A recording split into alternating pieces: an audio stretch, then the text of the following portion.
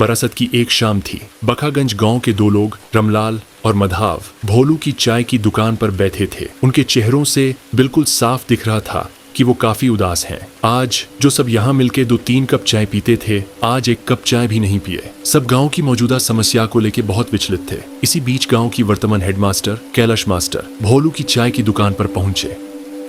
अरे रमलाल, मधाव, तुम लोग यहाँ इतने उदास क्यों बैठे हो? मुझे इस गांव में आए कुछ दिन हो गए, लेकिन कभी तुम दोनों को इतना परेशान नहीं देखा। हमेशा हंसी मुस्कुराहट ही देखी है। आज अचानक क्या हो गया? आइए मास्टर जी, बैठिए, आपकी चाय तैयार है। हान हान, बोलो भोलू, आज वो अदरक वाली चाय पिलाना, मुझे बहुत देर से सिर दाढ़ कर रहा है। और तुम लोग बताओ ना, क्या हुआ? इतने उदास क्यों हो? मास्टर जी, असल में हम सबका मन बहुत उदास है। कैसे ना उदास हो? हमारे गांव में कोई अस्पताल नहीं था। जो कोई बीमार पड़ता उसे 2 गांव पार 10 मील दूर अस्पताल जाना पड़ता था। अस्पताल पहुंचने से पहले ही कितने लोगों की मौत हो गई। इसलिए हम सब ने मिलके अपनी बचत से इस गांव में अस्पताल बनवाया। लेकिन अस्पताल तो तैयार है, पर बिस्तर खरीदने के पैसों के लिए पैसे नहीं बचे और हमारे पास आगे पैसे नहीं है। अब क्या होगा? ऐसी बात है, मेरे पास थोड़े पैसे थे, लेकिन वो मेरी बेटी की शादी में खर्च हो गए। हाँ, एक छापुर गांव में मेरी पुश्तानी जमीन है। अगर वो बेच दी तो अस्पताल के लिए बिस्तर मिल जाएंगे। क्या कहते हो? ये क्या कह रहे हो मास्टर जी? अपनी जमीन बेच दोगे? ये तो तुम्हारी पुश्तानी जमीन है। बस 1 साल की नौकरी तो बची है मेरी। मैंने तो मन बना लिया है, जो प्यार यहाँ मिल रहा है, मैं यही बाकी जिंदगी बिताना चाहता हूँ। क्यों नहीं रहोगे मेरे साथ? वैसे भी ये तो बड़ा ही पुण्य का काम है। भगवान ऐसे मौके बार बार नहीं देते। रमलाल और मधाव की आंखों में आंसू आ गए। तीनों ने हाथ जोड़कर कैलाश मास्टर का शुक्रिया अदा किया। अच्छा सुनो, कल ही हम निकल पड़ेंगे। कई लोग मुझसे जमीन खरीदना चाहते थे। देखते हैं, इस बार बात हो गई तो उन्हीं को बेच देंगे।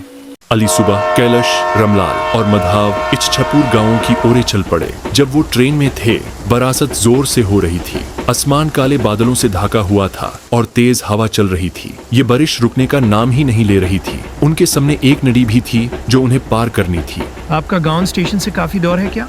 स्टेशन उतर के पहले नदी तक पहुंचना होगा, फिर नौका से नदी पार करना होगा। समय बात करते कराते बीत गया। आखिरकार जब तीनों स्टेशन पर उतारे तो शाम हो चुकी थी। सुनसान स्टेशन पर बारिश कुछ कम थी, लेकिन रात का अंधेरा गहरा था। काले बादलों ने छरोन और जादुई माहौल बना दिया। स्टेशन के सामने एक बड़ा बरगद का पेड़ था। उसके नीचे तीनों रुक गए। आज तो कोई रिक्शा भी नहीं मिलेगा इस मौसम में। अब क्या करें? चलो पैदल ही चलने की कोशिश करते हैं। अगर ये बारिश नहीं रुकी तो आगे का रास्ता मुश्किल हो जाएगा। कुछ देर चलने के बाद उन्हें एक वन की आवाज दूर से आई। कैलाश ने ड्राइवर को पहचान लिया। अरे रतन भैया, आपसे मिले हुए कितने महीने हो गए। कैलाश, कैसे हो? घर जा रहे हो? जी, ये दो हैं रमलाल और मधाव, दोनों मेरे गांव वाले। आज हम तुम्हारे घर से नदी के किनारे तक जाना चाहते हैं।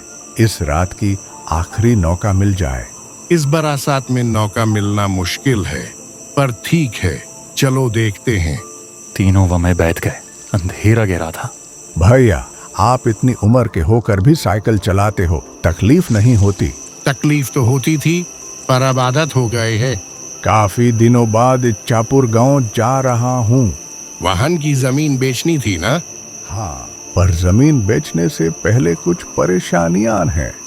बताओ, क्या प्रॉब्लम है?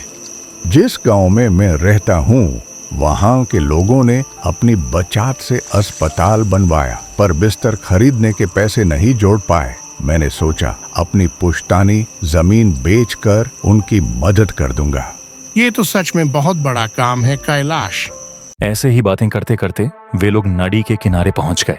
नदी का पानी तेज बह रहा था। नाव बंधी तो थी, पर एक भी माझी नहीं था। क्या करेंगे अब? कोई माझी भी नहीं है। लगता है आज की रात यहीं गुजारना पड़ेगा। अगर आप लोग बुरा न मानें तो मेरे घर चलिए। वो देखिए, सामने ही है। रात वही गुजार लेना। हाँ, और क्या, आपका बहुत उपकार होगा। वे सब रतन के घर पहुंच गए। घर के अंदर से एक अजीब सी बदबू आ रही थी। रतन भैया, घर में इतनी बदबू क्यों है? घर ज्यादातर बैंड ही रहता है, पानी भी अंदर आ गया होगा। पर चिंता ना करो, आराम से सो जाओ। आप कहाँ सोएंगे? मैं बाहर ही सो जाऊंगा, कोई दिक्कत नहीं है। रतन बाहर चला गया। तीनों चत्ताई बिछाकर सो गए। रात के अंधेरे में अचानक कैलाश की आंख खुल गई। यूस लगा कोई जमीन खोद रहा है। ये आवाज कहाँ से आ रही है? कैलाश ने खिड़की से देखा तो रतन पेड़ के नीचे जमीन खोद रहा था। रमलाल, मधाव, उठो जल्दी, कुछ ठीक नहीं लग रहा। वे दोनों उठ गए। तीनों ने मिलकर देखा तो पेड़ के नीचे एक कलाश था। इसमें तो बहुत सारे पैसे हैं। नहीं, ये पैसे हमारे नहीं हैं, इन्हें वैसे ही छोड़ दो। जैसे ही वे वापस मुड़ने लगे, पेड़ हिलने लगा। पेड़ पर एक भयानक सा चेहरा दिखा। डरना मत कैलाश, मैं रतन हूँ।